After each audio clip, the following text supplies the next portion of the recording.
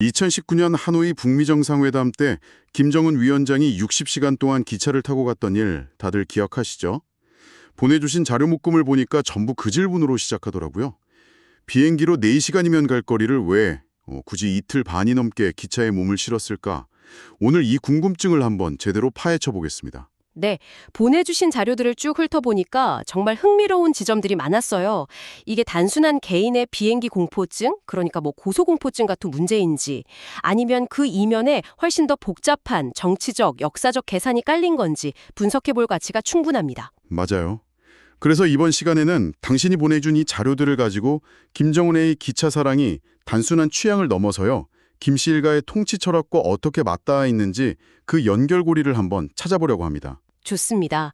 그럼 첫 번째 자료부터 시작해 볼까요? 의외로 김정은 위원장이 처음부터 비행기를 멀리했던 건 아니라는 내용이 눈에 띄네요. 저도 그 부분이 되게 흥미로웠어요. 스위스 유학파라는 배경 때문인지 집권 초기에는 오히려 나는 다르다, 이걸 보여주려는 듯이 비행기를 꽤 자주 이용했더라고요. 삼지연에 갈 때도 비행기를 탔고 심지어 우크라이나제 수송기를 직접 조종하는 그런 모습까지 보여줬죠. 그렇죠. 참의 1호라는 전용기도 있고요. 물론 기종이 구소련 시절에 만든 일류신 62M이라서요.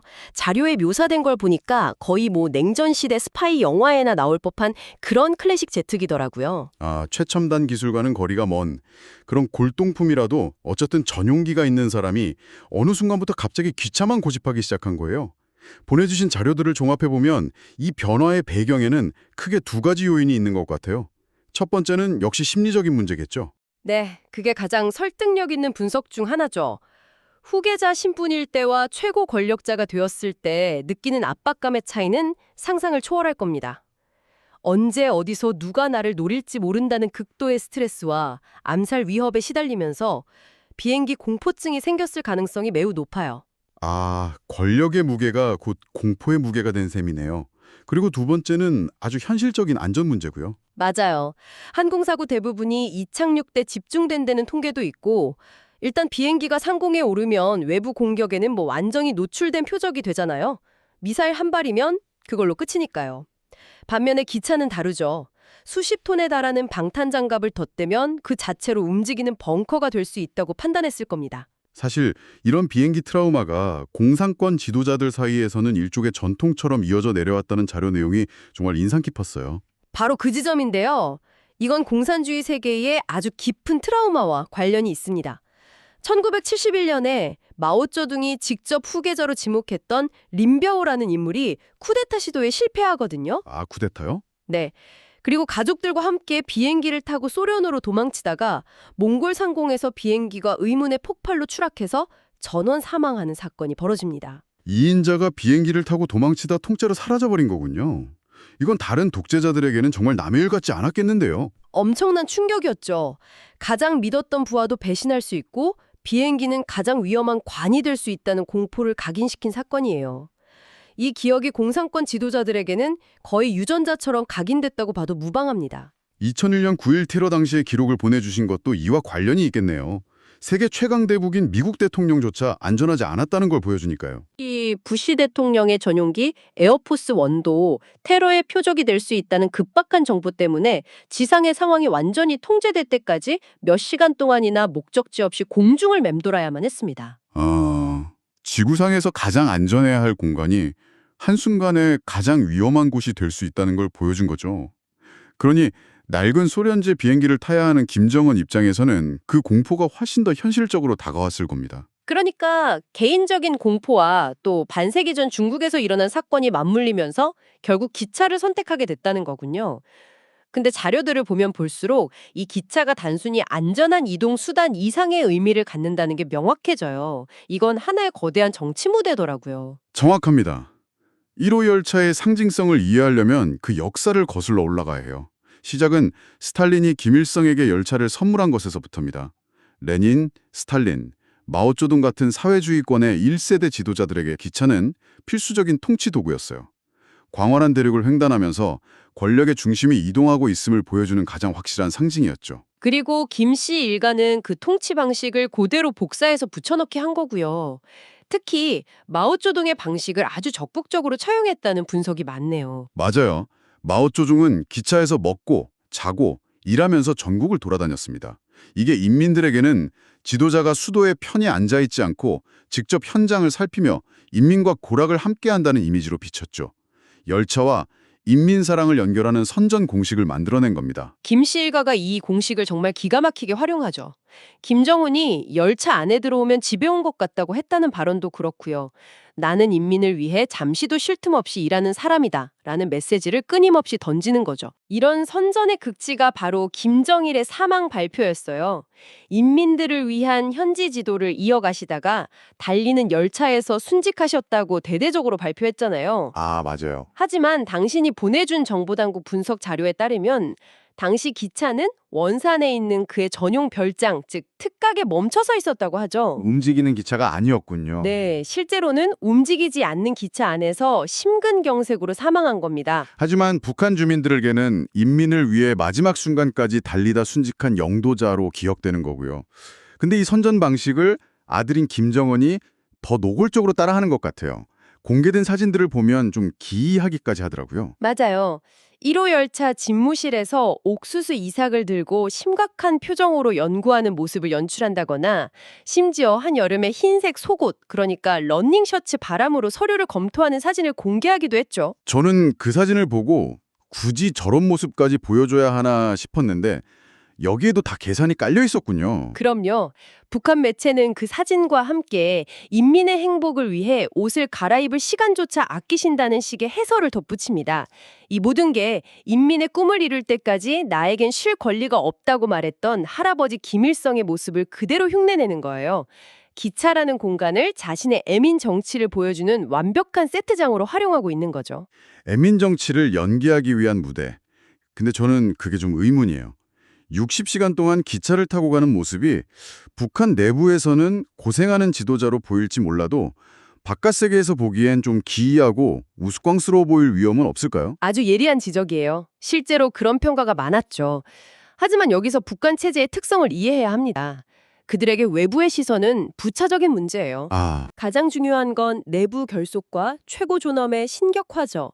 60시간의 여정은 외부를 향한 메시지라기보다는 내부 주민들을 향한 철저히 국내용 이벤트에 가깝습니다. 외부의 조롱보다 내부의 충성심 고취가 훨씬 더 중요하다고 판단하는 거죠. 그렇군요.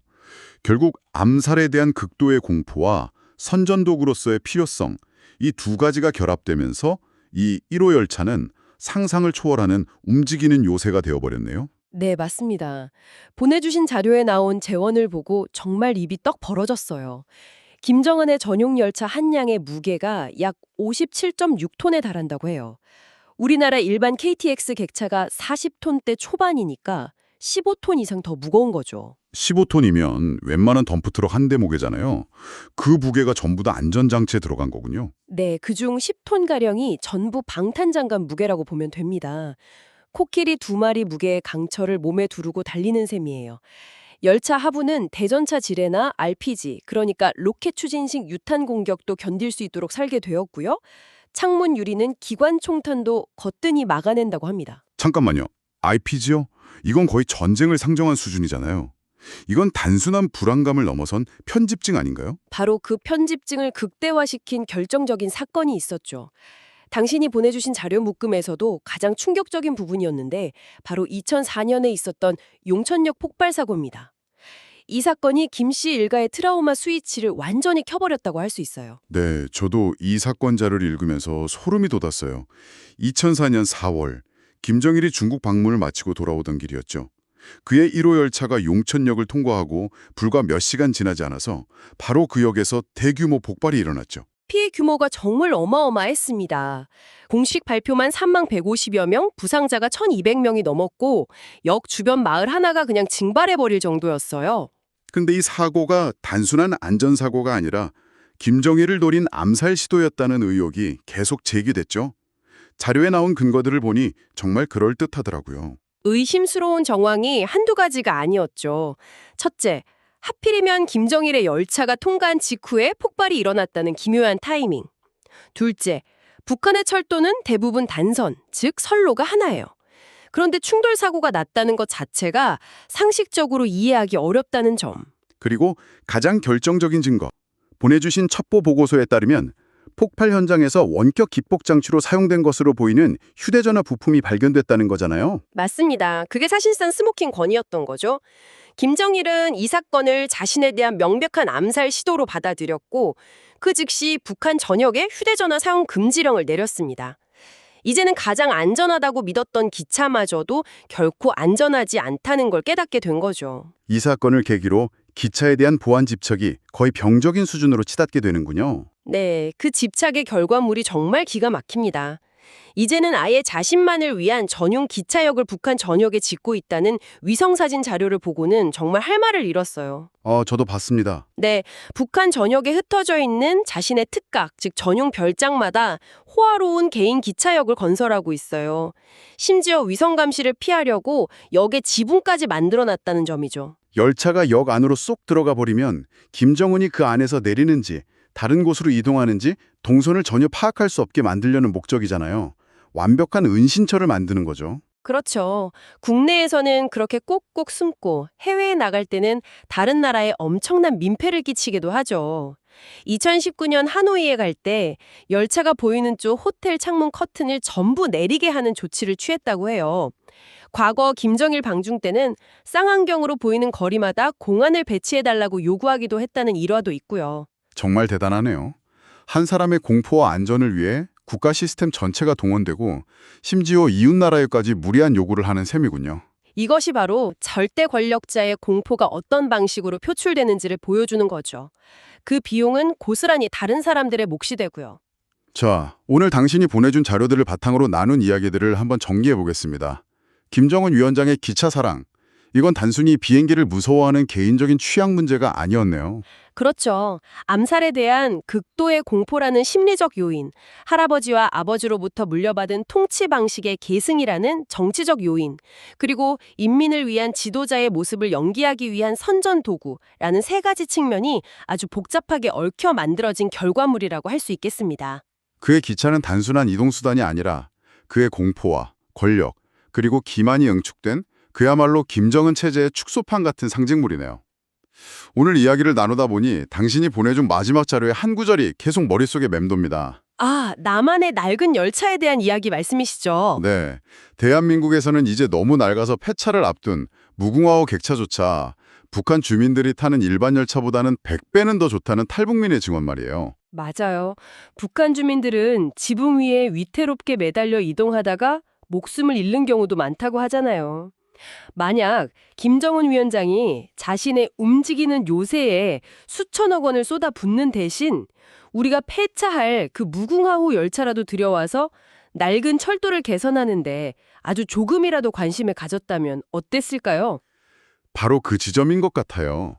한 지도자의 편집증적인 공포와 체제 유지를 위한 집착이 2,500만 주민의 삶을 어떻게 짓누르고 있는지 오늘 당신과 함께 살펴본 이 자료들이 다시 한번 생각하게 만드는 것 같습니다.